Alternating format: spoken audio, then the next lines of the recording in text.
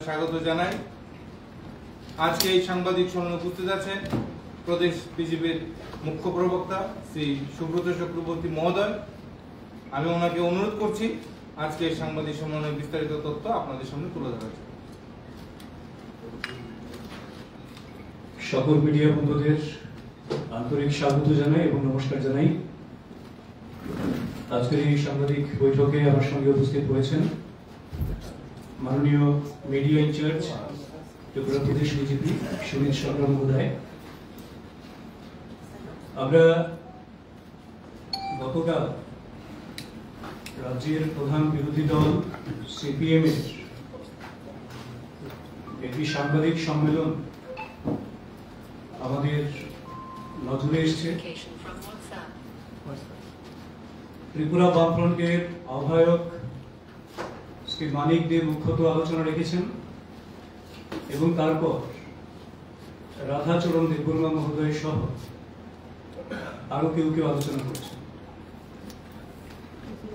সেই গোটা সাংবাদিক সম্মেলন যদি আমরা লক্ষ্য করি তাহলে একটা বিষয় আবারও প্রতিভাসিত হয় যে ওনারা কনফাইন্ড একটা বৃত্তের মধ্যেই একটা আবর্তেই বারবার ঘুরপাক খাচ্ছেন।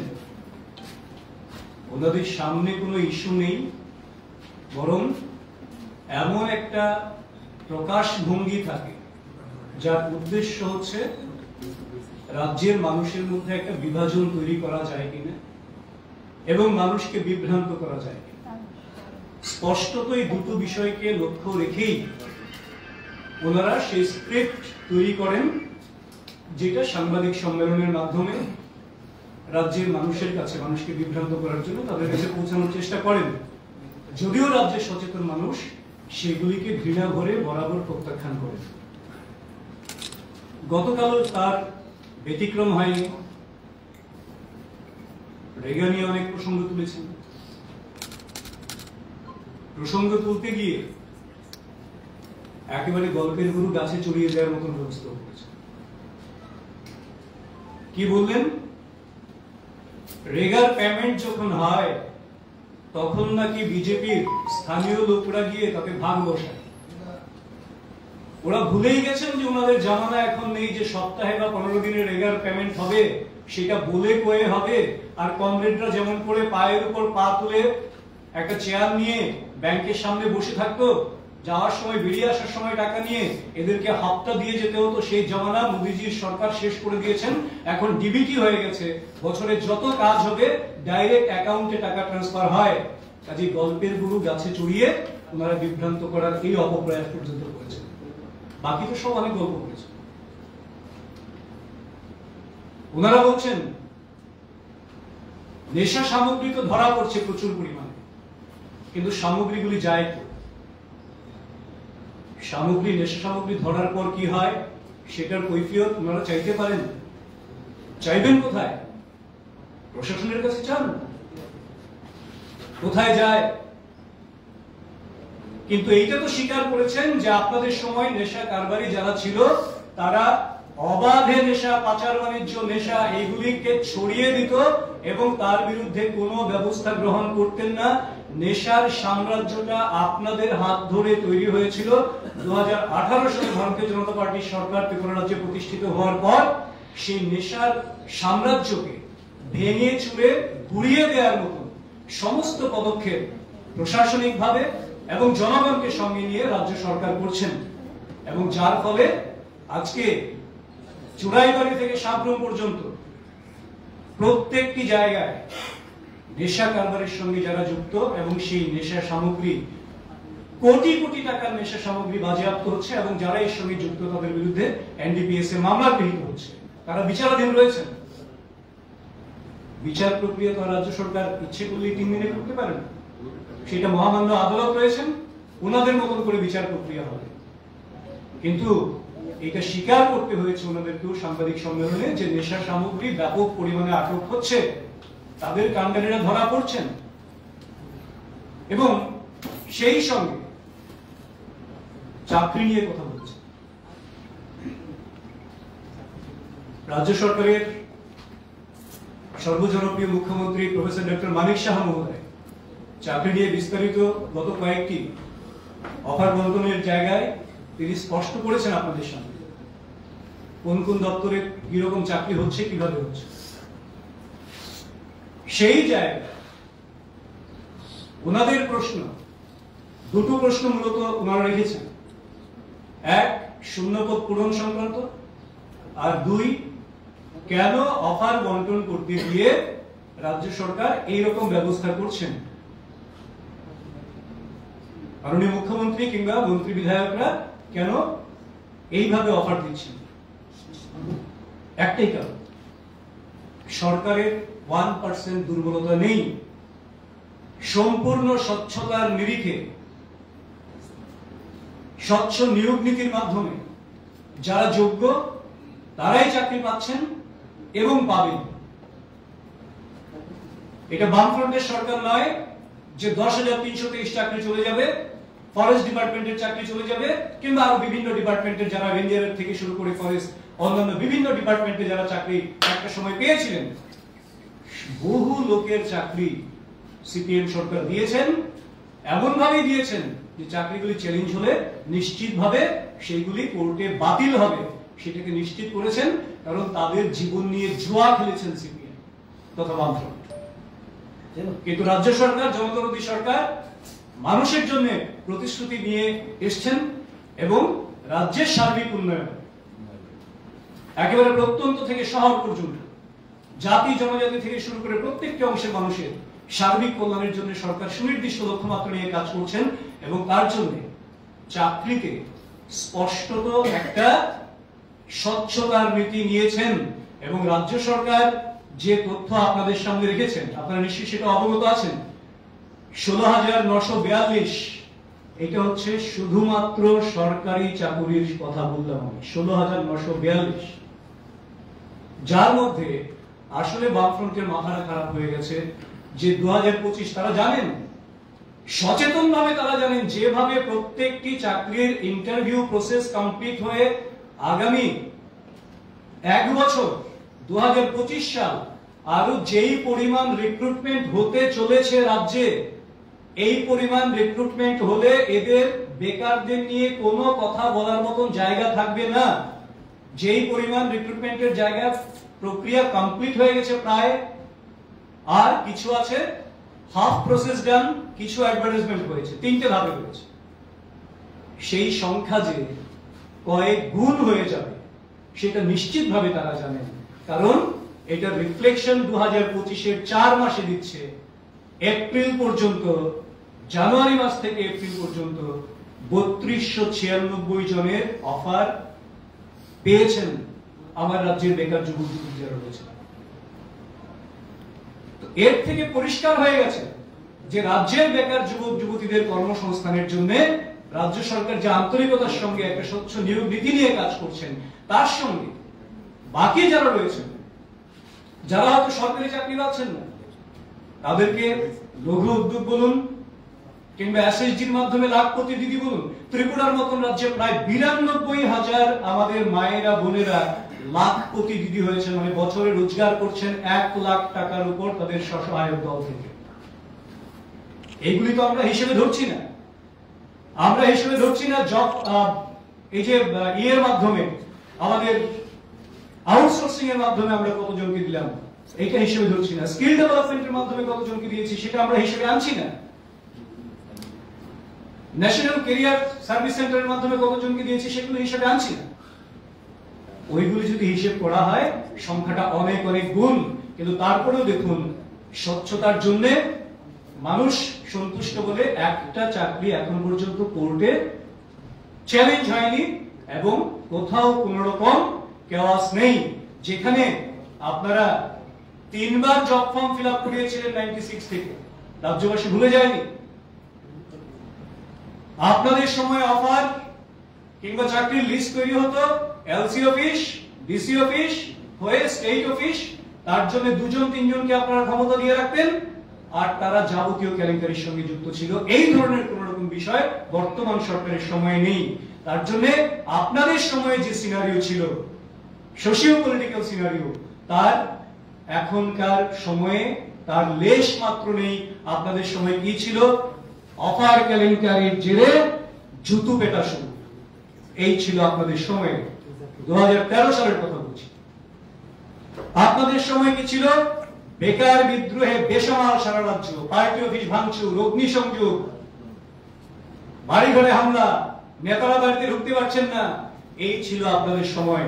এরকম যদি দেখাতে থাকি তাহলে কয়েক ডজন দেখাতে পারবো, কিন্তু সেটা বলে আপনাদের সময় নষ্ট করতে চাই না। কিন্তু বর্তমানে ওনাদের একটা স্ক্রিপ্টেড ল্যাঙ্গুয়েজ আছে। আপনারা দেখবেন প্রতিটা জায়গায়, সে বর্তমানে বিরোধী দলনেতা থেকে শুরু করে মাননীয় প্রাক্তন মুখ্যমন্ত্রী থেকে শুরু করে একটা জায়গায় ঘুরে ফিরে রোজ আসে,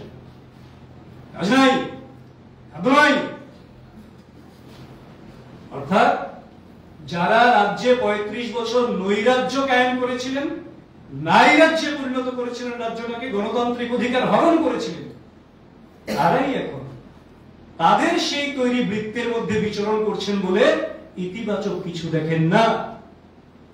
বিভ্রান্ত করার জন্য গল্প রচনা করছেন প্রতিদিন। কাজেই যে ইনফ্রাস্ট্রাকচারাল ডেভেলপমেন্ট, যে ওমেন এম্পাওয়ারমেন্ট এবং যে বেকার যুবক যারা রয়েছেন, উদ্যোগপতি যারা হতে চান, তাদের জন্য যে সমস্ত বিষয় রয়েছে, তাদের সমস্ত কিছু মিলে তারা এখন বুঝতে পারছেন এইভাবে যদি সরকার চলতে থাকে তাহলে তাদের রাজনৈতিক ভবিষ্যৎ চির অন্ধকারে বিলীন হয়ে যাবে। তার জন্য ন্যাশনাল হাইওয়ে 10টা হচ্ছে, আপনারা জানেন, ত্রিপুরা রাজ্যের মতো ছোট্ট রাজ্য ন্যাশনাল হাইওয়ে কি নিয়ে পর্যন্ত ব্যঙ্গ করছে। এটা খুব স্বাভাবিক ঘটনা। একটা জায়গায় যখন নতুন একটা রাস্তা নির্মিত হয় তখন প্রথম লেয়ারের পর সেটা ভাঙে, মেরামত করতে করতে করতে করতে একটা সময় লাগে। কারণ আপনারা নিশ্চয়ই আগরতলা থেকে সাবরুম পর্যন্ত যে জাতীয় সড়ক হয়েছে তার অভিজ্ঞতা আমাদের প্রত্যেকের রয়েছে। প্রথম বছর রাস্তাটা নির্মাণের পর দ্বিতীয় বছর বহু জায়গায় ভেঙেছে। যেখানে ভাঙছে, বর্ষা আসছে, ভাঙবে রাস্তা, সেইটাকে নিয়ে বলছেন রাস্তায় নাকি মাছ চাষ করা যাবে। এটা রাজ্যবাসীকে অপমান করা, এই ধরনের কটূক্তি করে উন্নয়নের বিরুদ্ধে তাদের নেতিবাচক মানসিকতার প্রকাশ পায়, যেখানে এই ধরনের উক্তি করতে পারেন কেউ। সেই সঙ্গে যে সমস্ত বিষয়গুলি থেমে গেছে তাকে জিয়ে আবার সেটাকে নিয়ে বিভেদ তৈরি করার মতন একটা বিষয় রাখলেন কে? রাধা চৌধুরী। 16 এপ্রিলের একটি ঘটনাকে কেন্দ্র করে মোহনপুরের একটি রেফারেন্স দিয়ে তিনি বলছেন ওখানে নাকি অনেক লোক এখনো গ্রাম ছাড়া, এখনো সেখানে আজান চলে না, বন্ধ আছে। সম্পূর্ণ মিথ্যা। আমি রাধাবাবুকে বলবো আপনি আজকে বিকালে যান, গিয়ে দেখুন সংখ্যালঘু ভাইয়েরা সেখানে নামাজ পড়ছেন, যারা নামাজ পড়ার, একটা লোক বাড়ি ছাড়া নেই। যখন পহেলগামের মতন ঘটনা নিয়ে গোটা দেশ যখন এককাঠা হচ্ছে সন্ত্রাসবাদীর বিরুদ্ধে, যেখানে বেছে বেছে একটা অংশকে আঘাত করা হয়েছিল, সেই জায়গায় সাম্প্রদায়িক সুরসুরি উস্কে দেওয়ার জন্য থেমে যাওয়া ঘটনাকে টেনে আবার জিয়ে তোলার মতন নোংরা রাজনীতির চক্রান্ত করছেন। কাজেই ওনাদের মধ্যেও কিন্তু যারা সিপিআইএম করে, বামফ্রন্ট করে, আমি তাদেরকে বলছি আপনাদের মধ্যেও অনেকে আছেন যারা শিক্ষিত, যারা সচেতন। আপনাদের মধ্যেও সিংহভাগ আছেন যারা দেশটাকে ভালোবাসেন, নিজেকে ভালোবাসেন, নিজের পরিবারকে ভালোবাসেন। তাদের বিভ্রান্তিতে, উস্কানিতে পা দেবেন না। আপনারাও রাজ্যের উন্নয়নের জন্য, দেশের সুরক্ষার জন্য তাদের তৈরি এই ফাঁক থেকে বেরিয়ে আসুন। আশা করি রাজ্যের মানুষ তার সমুচিত জবাব তাদেরকে দেবেন এবং রাজ্যের শান্তি শৃঙ্খলা বজায় রাখবেন, কোনো উস্কানিতে পা দেবেন না এবং সেই সঙ্গে দেশের সামনে যে সমূহ বিপদ, সেই সময়ে দেশের স্বার্থে, দেশবাসীর স্বার্থে নিজেরা ঐক্যবদ্ধ থাকবেন, কোনো বিভ্রান্তিতে পা দেবেন না, উস্কানিতে পা দেবেন না, এই বিনম্র আবেদনটুকু আমরা রাজ্যবাসীর উদ্দেশ্যে রাখছি। আপনাদের যদি কোনো প্রশ্ন থাকে, সবাইকে ধন্যবাদ। আচ্ছা, একটা প্রশ্ন ছিল। রাজ্য বিরোধী দলের একটা অভিযোগ, রাজ্যে পার্টি অফিস খোলা যাচ্ছে না এবং তাদের পার্টি অফিসগুলো পুড়িয়ে দেওয়া হচ্ছে, এটা নিয়ে আপনারা কোনো বক্তব্য? এই অভিযোগ তাদের ক্ষমতাচ্যুত হওয়ার পর থেকে এই অভিযোগ রোজ চলছে। পার্টি অফিস খুলছেন, প্রতিদিন মিছিল করছেন, মিটিং করছেন, করে নিজেরাই নিজেদেরকে বাহবা দিচ্ছেন যে মিটিং এ অনাকাঙ্ক্ষিত ভাবে প্রচুর লোক এসছে, সমগ্র জনতার উপচে পড়েছে ভিড়, এইটা বলছেন, বলে আবার বলছেন যে আমাদেরকে রাজনৈতিক কর্মকাণ্ড করতে দেওয়া হয় না, পার্টি অফিস খুলতে দেওয়া হয় না। কাজে এইটা হচ্ছে একটা, আর তাদের মধ্যে 35 বছরে তারা যে পাপ করেছেন, সেই পাপের শিকার যারা হয়েছেন, যে সমস্ত কমরেডরা, সেই সমস্ত কমরেড, এবং এই সময়ে দেশ বিরোধিতার যে একটা মানসিকতা তাদের মধ্যে লক্ষ্য করছেন, তাতে করে তাদের মধ্যে ক্ষোভ বাড়ছে, তাদের আভ্যন্তরীণ কোন্দল সিপিএম এর মধ্যে এখন তুঙ্গে রয়েছে। তার জন্য দেখবেন এক একজন এক এক রকম ভাবে কথা বলছেন। আমি বললাম তো, এটা তাদের অন্তর্কুণ্ড, কারণ একটা অংশ মেনে নিতে পারছে না এগুলি। গোটা দেশ যখন স্বাগত জানিয়েছে 370-কে অবলুপ্তি ঘটানোর জন্য, তখন প্রাক্তন মাননীয় মন্ত্রী, মুখ্যমন্ত্রী, তিনি এটাকে নিয়ে একটু কটাক্ষ করেছেন। তো এগুলি তাদের দলের মধ্যেই তো এগুলিকে মেনে নিচ্ছেন না, আর বলছেন কি তাতে করে নাকি কাশ্মীর নাকি আরো পিছিয়ে যাচ্ছে, যেখানে স্ট্যাটিস্টিক্যাল ডাটা আপনারা নিজেরা জানেন, মিডিয়ার মাধ্যমে দেখিয়েছেন, গত 1 বছরে ট্যুরিজমে প্রায় 50 লক্ষের উপর টুরিস্ট বেড়েছে গত 1 বছরে শুধুমাত্র কাশ্মীরে। এবং কাশ্মীরের লোক বলছেন, আপনারা দেখাচ্ছেন মিডিয়ার মাধ্যমে, যে তাদের রোজগার কয়েক গুণ বেড়েছিল, শান্তি অনেক বেশি পরিমাণে সেখানে স্থাপিত হয়েছে। তো এইটাকে নিয়ে যখন কটাক্ষ করেন, তখন তাদের মধ্যে, আমরা তো বলি না সব সিপিএম এর লোক অন্ধ, তাদের মধ্যে সচেতন মানুষ রয়েছেন, নিরপেক্ষ মানুষ রয়েছেন, দেশকে ভালোবাসেন, জাতিকে ভালোবাসেন, সেই ধরনের মানুষ রয়েছেন। তারা তো তার বিরুদ্ধে বলবেন এবং অ্যাকর্ডিংলি তারা সেইভাবে আচরণ করবে। আজকে সদর জেলা কংগ্রেসের পক্ষ থেকে একটা অভিযোগ সামনে এনে ওরা রাজ্যের স্বাস্থ্য দপ্তর অধিকর্তার কাছে ডেপুটেশন দিয়েছেন এবং পাশাপাশি স্বাস্থ্যমন্ত্রীর পদত্যাগ দাবি করেছেন। যুদ্ধে বলেছেন যে রাজ্যের মুখ্যমন্ত্রী নাকি 24 থেকে 25টি দপ্তর নিয়ে বসে আছেন, যে কারণে স্বাস্থ্য দপ্তরের দিকে নজর দিতে পারছেন। তো সে কারণে ওনাকে অতি শীঘ্রই এই দপ্তর থেকে পদত্যাগ করা উচিত এবং সারা রাজ্যে স্বাস্থ্যের বেহাল দশা, সেই বিষয় নিয়ে আপনি ওনাদের প্রবলেমটা কোন জায়গায়? রাজ্যের মুখ্যমন্ত্রী কটা দপ্তর রাখবেন সেটা, না স্বাস্থ্য পরিষেবা নিয়ে? স্বাস্থ্য পরিষেবাও করেছে।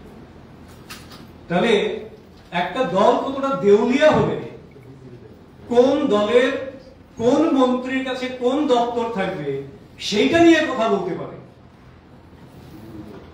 এটা তো দেউলিয়াপনা হবে। আর বাকি রইল রাজ্যের স্বাস্থ্যচিত্র। স্বাস্থ্যচিত্রের কথা আমাদের চেয়ে আপনারা অনেক ভালো করে জানেন। যেই ধরনের অপারেশন, যেই ধরনের জটিল জটিল রোগের চিকিৎসা বর্তমানে ত্রিপুরাতে হচ্ছে, গত 2018 আগ পর্যন্ত তথ্য নিয়ে দেখুন, কটা ডিপার্টমেন্ট ছিল মেডিকেল কলেজে, কজন প্রফেসর ছিলেন, কটা জটিল অপারেশন হয়েছিল, কত পরিমাণ রোগীকে ত্রিপুরা থেকে বাইরে যেতে হয়েছিল ছোট ছোট বিষয়ে, ইভেন গলব্লাডার স্টোন অপারেশনের জন্য পর্যন্ত মানুষ এখানে ভরসা করতে পারেনি। আর এখন এখানে ওপেন হার্ট সার্জারির জন্য মানুষ ভরসা করছে, এখন এখানে কিডনি ট্রান্সপ্লান্টেশনের জন্য মানুষ ভরসা করছে। তারপর কি বলতে চান? কাজেই এটা ওনাদের দেউলিয়াপনা, শুধুমাত্র বিরোধিতা করার জন্য বিরোধিতা। এবং তার জন্য আমি বারবার বলি, রাজ্যের সচেতন মানুষ যারা রয়েছেন, বিষয়গুলি একটু অনুধাবন করার চেষ্টা করুন। আপনাদেরকে বিপদগামী করার, বিভ্রান্ত করার চেষ্টা চলবে, কারণ ক্ষমতা হারিয়ে দীর্ঘদিন ওনারা এখন এই একটাই প্রয়াস নিয়েছেন কি করে বিভ্রান্ত করে মানুষের মধ্যে বিভাজন তৈরি করে উস্কানি দিয়ে রাজ্যের উন্নতিটাকে একটু স্তব্ধ করে দেওয়া যায় এবং এইটাকে নিয়ে রাজনীতি করা যায়। এই সস্তা নেতিবাচক রাজনীতির থেকে মানুষ বেরিয়ে এসেছে, কাজেই মানুষ তার যোগ্য জবাব। চাকরি নিয়ে যখন স্বচ্ছতা নিয়ে একটা কথা বলা হয়েছে, তো নিজের পার্টির লোকরা যখন চাকরি পাচ্ছে তখন নিজের পার্টির লোকরা যারা পাচ্ছে না তারা অভিযোগ করছে যে টাকার বিনিময়ে নিজের পার্টির লোককেই চাকরি দেওয়া হচ্ছে এবং এটার ভিতরে বড় হাত জড়িত আছে, এরকম অভিযোগ করছে খুদ বিজেপি কর্মীরা যারা ইন্টারভিউ দিয়েছে এবং বলছে আমাকে চাকরি দেওয়া হবে বলে প্রতিশ্রুতি দিয়েছিল, কিন্তু টাকার বিনিময়ে ওকে না দিয়ে আপনি নিজে উত্তর দিচ্ছেন। না না, এই জিনিসটা আমি বলছি এটা বললাম এই কারণে, যদি কেউ বলে থাকে যে আমাকে টাকা দিয়েছে, টাকা নিয়েছে আমার থেকে চাকরি দেবে বলে, কিন্তু চাকরি পায়নি, যোগ্যরা পাচ্ছে, তার মানে কি? আমি তো বললাম যদি কেউ টাকা দিয়ে থাকে, কেউ, আমি জানি না, এটা হওয়ার কথা নয়। যদি কেউ দিয়ে থাকে, fault lies with him or her। যদি কেউ নিয়ে থাকে আইডেন্টিফাই করে বলো। কিন্তু রাজ্য সরকার ট্রান্সপারেন্ট ওয়েতে স্বচ্ছ নিয়োগ নীতির মাধ্যমে যোগ্যতার নিরিখেই চাকরি দেবেন এবং দিচ্ছেন, এটা স্পষ্ট। ধন্যবাদ।